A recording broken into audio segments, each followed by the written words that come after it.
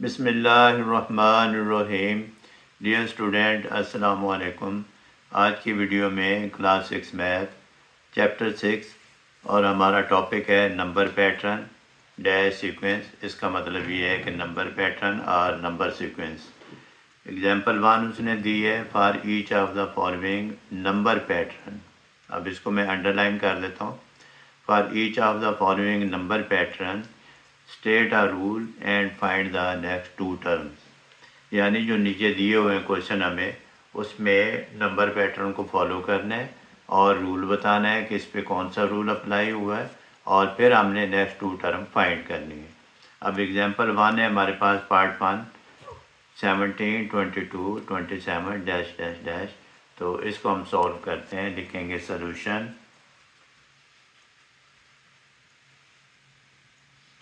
Solution में लिखेंगे student, जो हमें क्वेश्चन दिया हुआ है 17, 22, 27, फिर ये मैंने 2 डैश लगा दिए।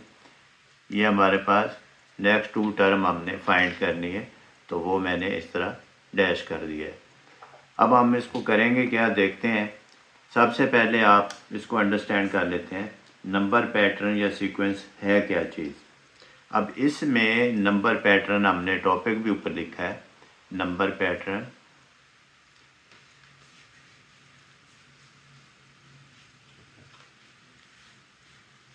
स्लैश लगा के सीक्वेंस लिखा हुआ है। इसका मतलब ये है कि नंबर सीक्वेंस, नंबर पैटर्न या नंबर सीक्वेंस। अब स्टूडेंट इसमें 17, 22, 27 जो दिया हुआ है, 17 is a term, 17 is called term, हम इसको कहेंगे। और ये जो सारा दिया हुआ है यहाँ 17 से, ये जो हमारे पास है, इसको हम कहते हैं नंबर पैटर्न या नंबर सीक्वेंस। फिर इसमें जो 17 है, 17 इसको हम कहेंगे टर्म। फिर 22 है, इसको भी हम कहेंगे टर्म, ये सेकंड टर्म होगी।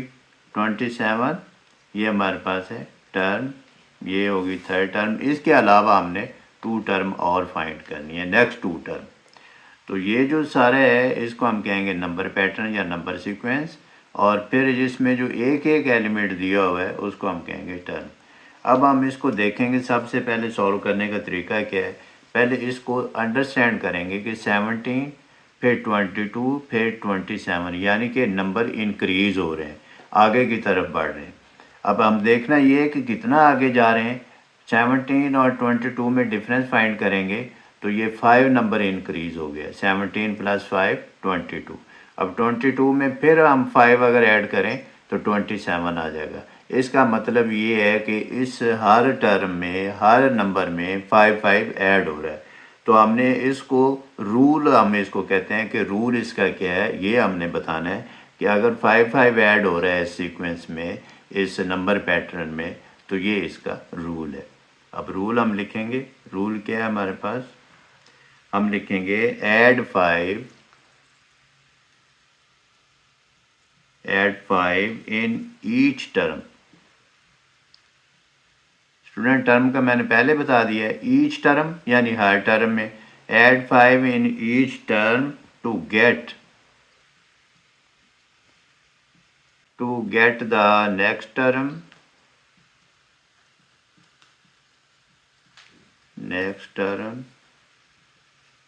यानी कि 5 ऐड करें हर टर्म में, तो इस तरह हमारे पास नेक्स्ट टर्म आ जाएगी।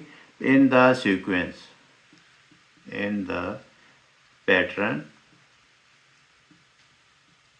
यानी कि नंबर पैटर्न या सीक्वेंस। ठीक हो गया। फिर अब उसने पूछा ये कि नेक्स्ट टू टर्म बनानी, so the next two terms will be, क्या होगा स्टूडेंट, अगर 27 में 5 ऐड कर दें तो ये हमारे पास आ जाएगा 32, एंड फिर 32 में 5 ऐड कर दें तो ये 37। अब स्टूडेंट इसको हमने करना क्या है, ये तो ऐसे आंसर आ गया, फिर मैं एक और एक्सप्लेन कर दूं आपको तरीका।